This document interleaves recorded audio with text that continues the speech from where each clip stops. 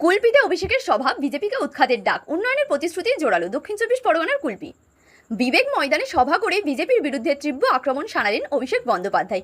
সভার শুরুতে তিনি উপস্থিত জনতা প্রার্থী বর্ণালী ধারা এবং দলের নেতার শুভেচ্ছা জানান। কুলপিকে নিজের পরিবারের অংশ বলে উল্লেখ করে তিনি বলেন, এখানকার মানুষের আশীর্বাদেই তিনি বারবার শক্তি পেয়েছেন এবং ভবিষ্যতেও তাদের জন্য কাজ করে যাবেন। প্রাক্তন বিধায়ক যোগরঞ্জন হালদারের প্রশংসা করে অভিষেক জানান, তিনি দীর্ঘদিন ধরে মমতা বন্দ্যোপাধ্যায়ের নেতৃত্বে লড়াই করেছেন এবং আগামী দিনেও দলের গুরুত্বপূর্ণ ভূমিকা পালন করবেন। একই সঙ্গে তিনি কুলপিতে একটি স্টেডিয়াম তৈরির আশ্বাস দেন এবং নির্বাচনের পর এই বিষয়ে মুখ্যমন্ত্রীর সঙ্গে আলোচনা করার কথা বলেন। সভায় উন্নয়নের খতিয়ান তুলে ধরে তিনি করঞ্জলির নতুন সেতু, বেলপুকুর স্বাস্থ্যকেন্দ্রের ভবন নির্মাণ এবং ড্রেনেজ ব্যবস্থার উন্নয়নের কথা উল্লেখ করেন। পাশাপাশি বিজেপিকে প্রার্থীকে কটাক্ষ করে তার যোগ্যতা নিয়েও প্রশ্ন তোলেন। কেন্দ্রীয় সরকারের বিরুদ্ধে তোপ দেগে অভিষেক বলেন, আবাসন, গ্রামীণ সড়ক এবং 100 দিনের কাজের প্রকল্পে প্রাপ্য অর্থ আটকে রাখা হয়েছে। প্রধানমন্ত্রীর প্রতিশ্রুত 15 লক্ষ টাকা প্রসঙ্গ তুলে তিনি দাবি করেন, সাধারণ মানুষের সেই সুবিধা পায়নি, অথচ রাজ্য সরকারের প্রকল্পের টাকা সরাসরি মানুষের কাছে পৌঁছেছে। আগামী 29শে এপ্রিল নির্বাচনের বর্ণালী ধারাকে 40,000 ভোটে জেতানোর আহ্বান জানান তিনি। তার কথায়, এই ভোট শুধু জয়ের জন্য নয়, বঞ্চনা ও অপমানের বিরুদ্ধে প্রতিবাদের লড়াই।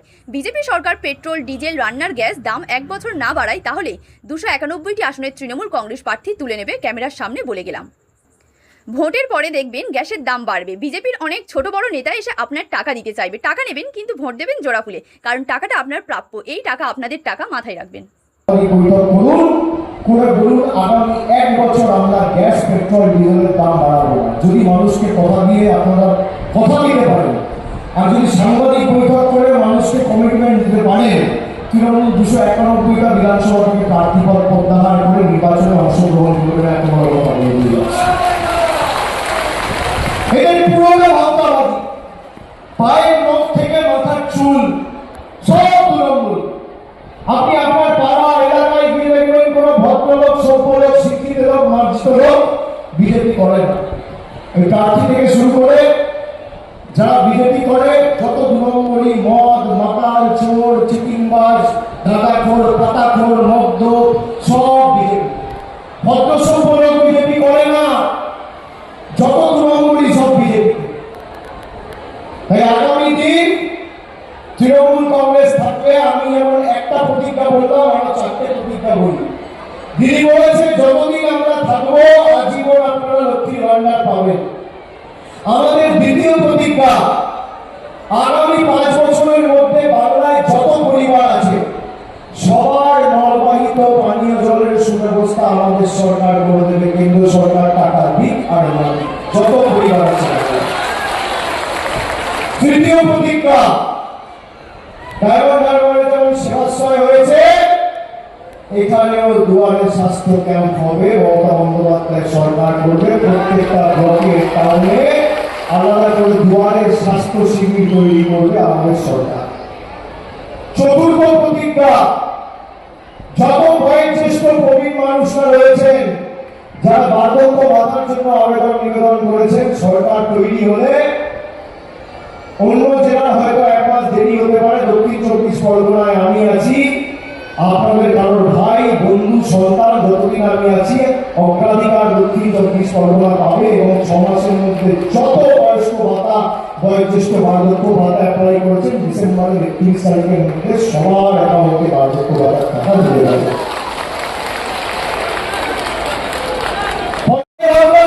ঘোষণা করে দিলাম 140 কোটি মানুষ লাইনে দাঁড়িয়ে গেল। হঠাৎ মনে হলো আজকে ঘোষণা করে দিলাম এসআইআর হবে, আবার সেই গরিব মানুষগুলোকে লাইনে দাঁড় করিয়ে দিলাম।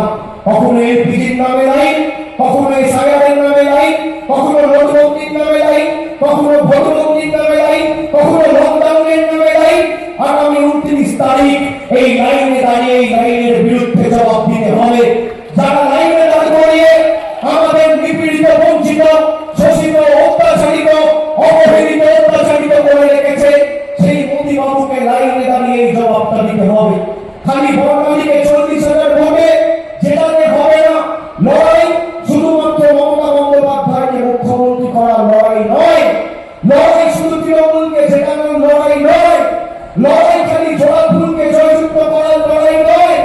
এই নির্বাচন প্রতিবাদের নির্বাচন, প্রতিরোধের নির্বাচন, প্রতিশোধের নির্বাচন। যারা আমাদের অপমানিত করেছে, বাংলাদেশি রোহিঙ্গা বলে দাঁড়িয়ে দিয়েছে, তাদেরকে যোগ্য নির্বাচন, উচিত শিক্ষা দেওয়ার নির্বাচন, জামানত বাজেয়াপ্ত করার নির্বাচন, প্রতিরোধের নির্বাচন, প্রতিশোধের নির্বাচন, প্রতিরোধের নির্বাচন।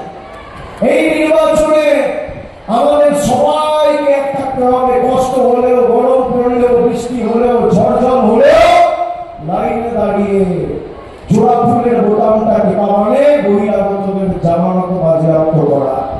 আর যেদিন ভোট বাক্স খুলবে সেদিন যেন বহিরাগত জমিদাররা বুঝতে পারে যে কুলপিয়ার দক্ষিণ 24 পরগনার মানুষ অন্য ধাতুতে ভরা। এখন বিজেপির নেতারা বিভিন্ন জায়গায় ফোন করছে, দিল্লি থেকে তৃণমূল লোকেদের বলছে এজেন্ট হয়ে বসবে, টাকা দেবো। আমি আপনাদের বলি, যদি কেউ ফোন পান বা দিল্লি থেকে টাকার অফার দেয়, টাকাটা নিয়ে নেবেন। এই টাকাটা আমাদের, এই টাকাটা বাংলার টাকা, গরিব মানুষের টাকা, খেটে খাওয়া শ্রমিকের টাকা, কৃষকের টাকা। এই টাকা কারো পৈতৃক সম্পত্তি নয়। পদ্ম ফুলের থেকে টাকা নেবেন আর জোড়া ফুলে ভোট দেবেন, জোড়া ফুলের হয়ে ভোট করবেন। যে যে ভাষায় বোঝে তাকে সেই ভাষায় জবাব দিতে হবে। আপনি দেখুন, আজকে রান্নার গ্যাসের দাম 1000 টাকা। আমার কথা মিলিয়ে নেবেন, আমি যা বলি তা হয়, আমি ভেবে কথা বলি।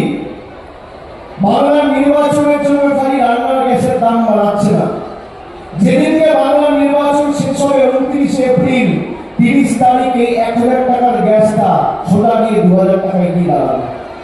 100 টাকার পেট্রোল 200 টাকায় গিয়ে দাঁড়াবে। 90 টাকার ডিজেল 180 টাকায় গিয়ে দাঁড়াবে।